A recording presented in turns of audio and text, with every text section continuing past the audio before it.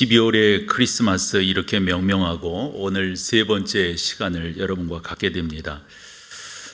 특별히 오늘 강단 위에 보면 요셉이에요. 여러분 어제 요셉입니다. 요셉의 입장에서 성탄을 조명을 해 보려고 합니다. 이름표도 달았으니까 딴 사람 생각하실 리가 없겠죠. 이렇게 요셉을 오늘 주제로 생각하는 데에는 예수님의 아버지임에도 불구하고 요셉이 너무 감추어져 있기 때문인데요. 요셉은 성탄을 어떤 식으로 맞이했을까 여러분과 나누면서 결론은 이렇게 나면 좋겠죠. 나는 성탄을 어떤 식으로 맞이하는가, 어떻게 준비하고 있는가, 이렇게 나눠보려고 그럽니다. 오늘 설교 형태가 조금 다를 수가 있습니다. 내러티브 설먼 중에 1인칭 화법이라고 해서 쉽게 표현을 하면 모노드라마 형태로 하려고 하는데 제가 그런 능력이 별로 없어서 어쨌건 해보려고 그럽니다. 그냥 여러분들이 많은 이해, 편달, 지도 이렇게 해주시기를 바랍니다. 총 4막으로 구성을 했는데요.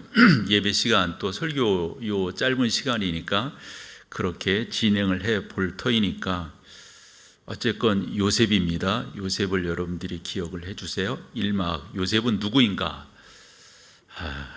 저를 소개하겠습니다. 제 이름은 요셉입니다.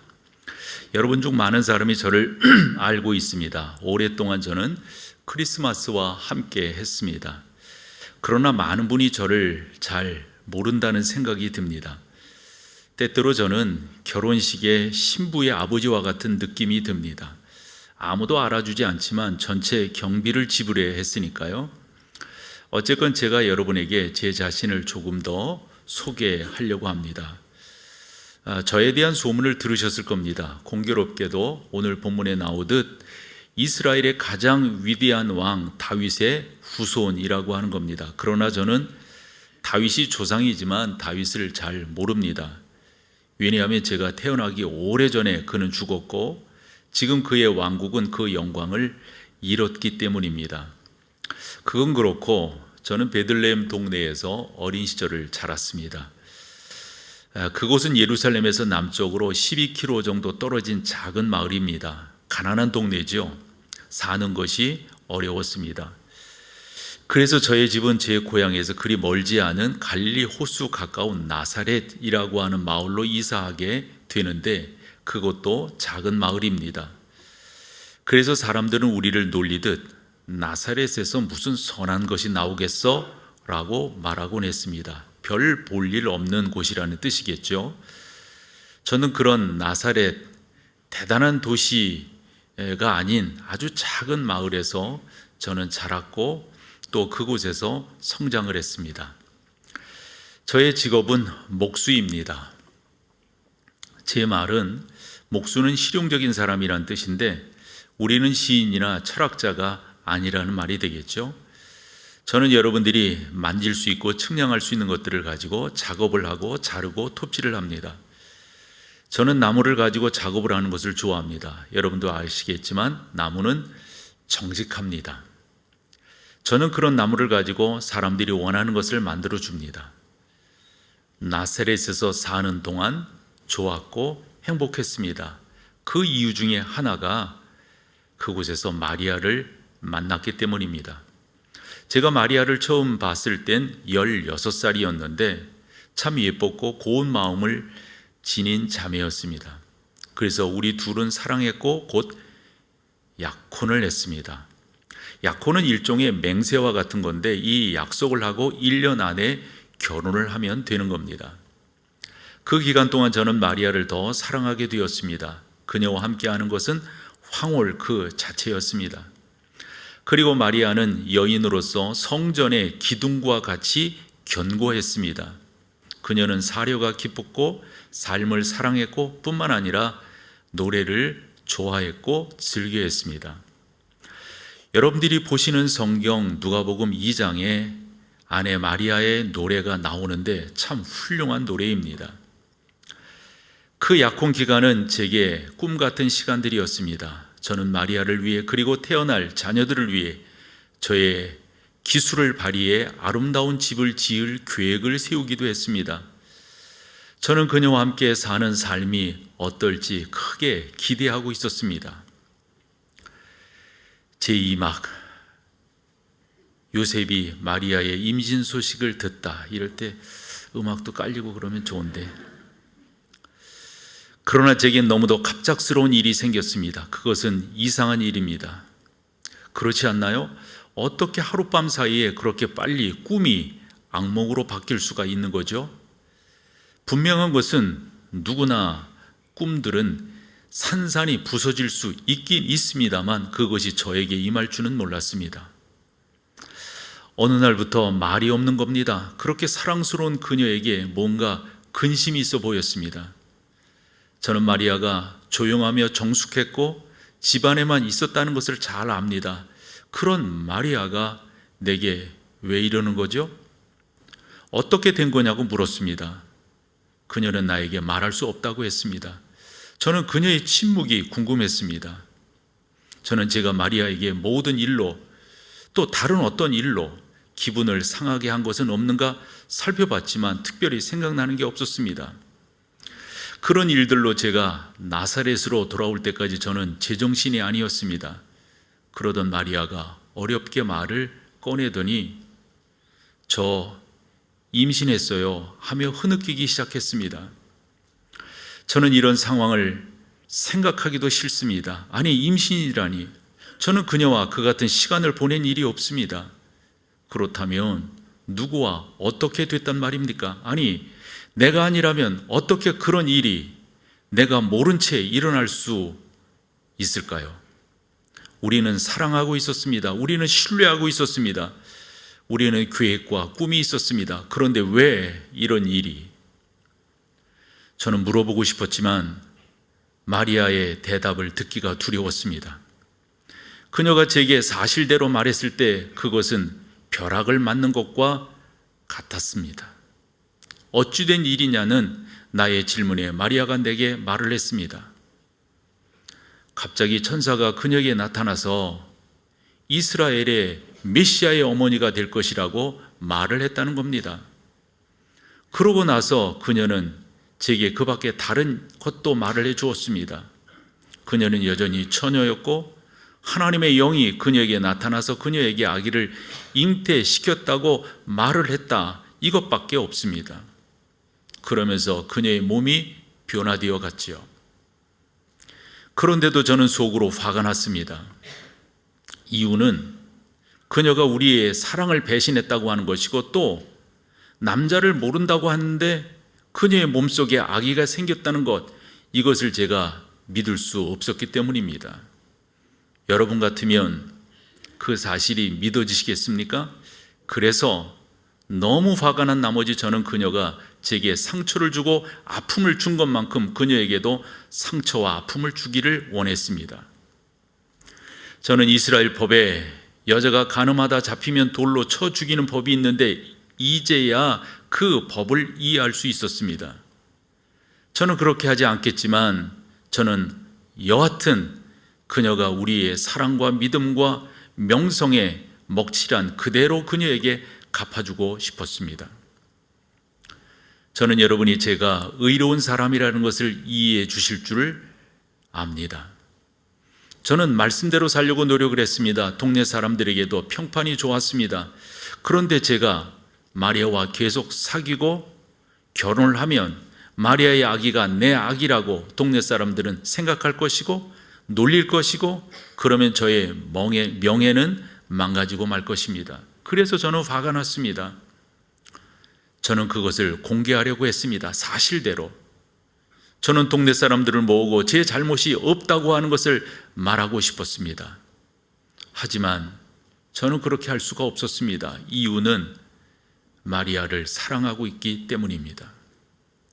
나의 신뢰가 산산이 부서진다 하더라도, 그리고 내가 그녀와 결혼할 수 없다 할지라도 나는 그녀를 많은 사람 앞에서 부끄럽게 하고 싶지 않았습니다. 그래서 저는 그 일을 조용히 덮기로 했습니다.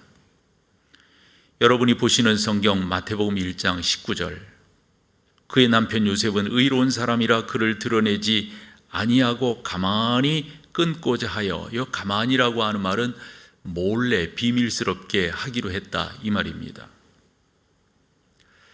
마리아는 이제 나사렛을 떠나야 한다는 것을 알았습니다. 그녀는 공동체 안에 그의 빈정되는 험담을 견딜 수 없으리라는 것을 알았습니다.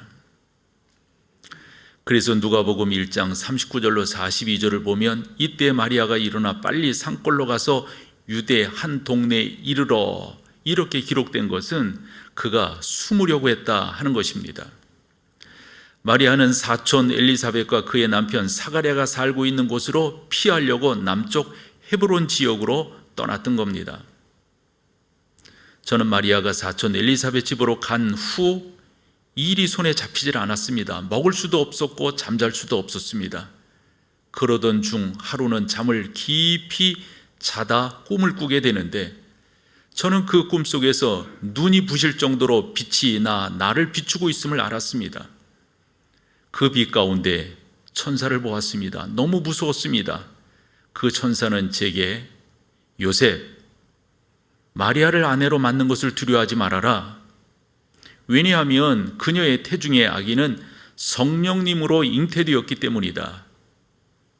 그리고는 그 아들을 낳으면 너는 그 이름을 예수라고 해야 한다.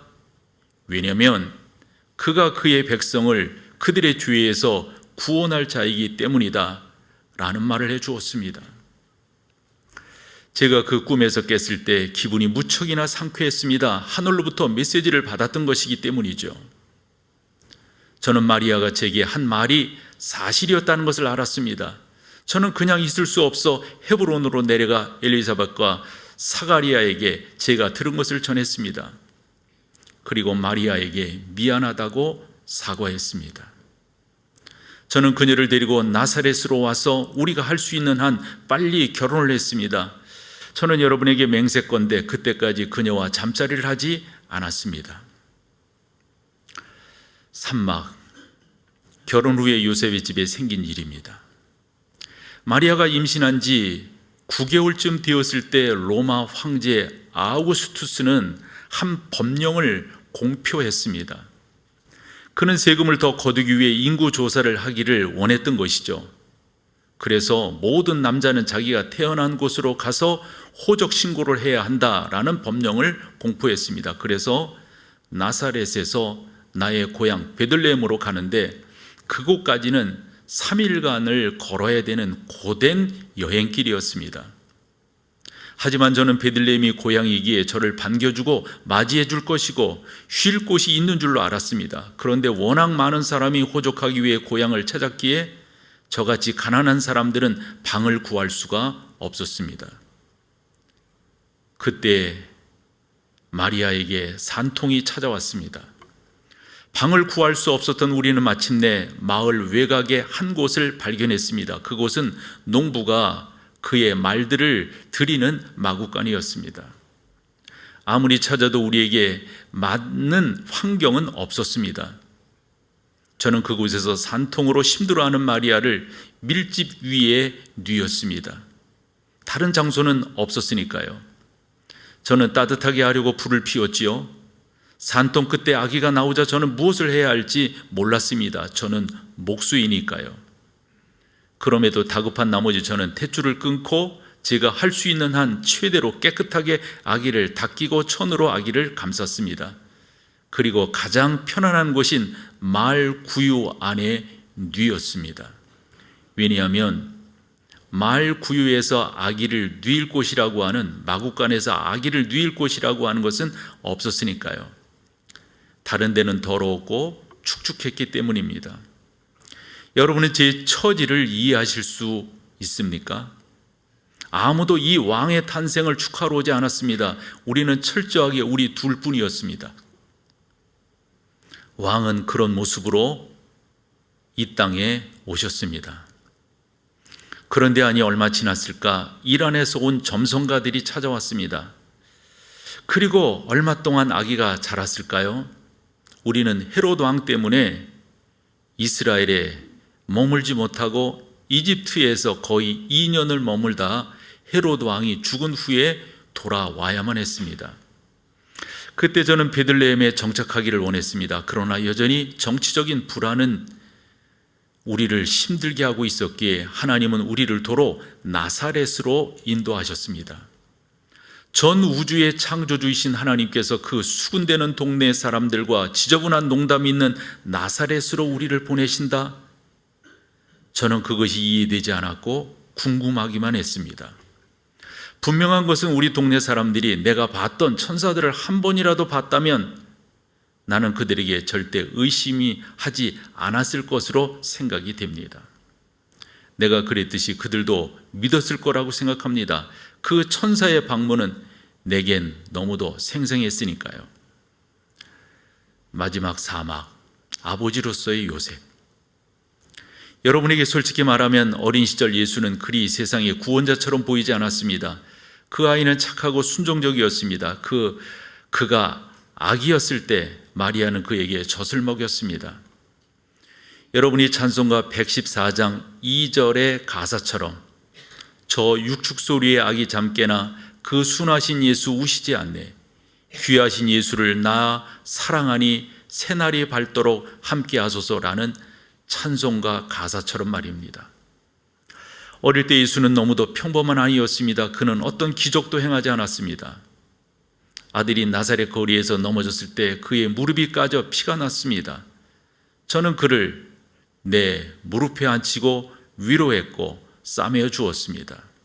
그리고 다른 이야기를 들려주면 그 아이는 내 무릎에서 잠들었습니다. 그는 별로 여느 아이들과 다르지 않았습니다. 그러던 그 아이가 12살쯤 되었을 때 우리는 축제일, 즉 정결 예식을 맞아 예루살렘으로 올라갔었죠. 우리네 친구들과 친척들 모두가 갔습니다. 그런데 돌아오는 길에 우리가 하루길쯤 갔을까 그만 아이가 보이질 않는 겁니다.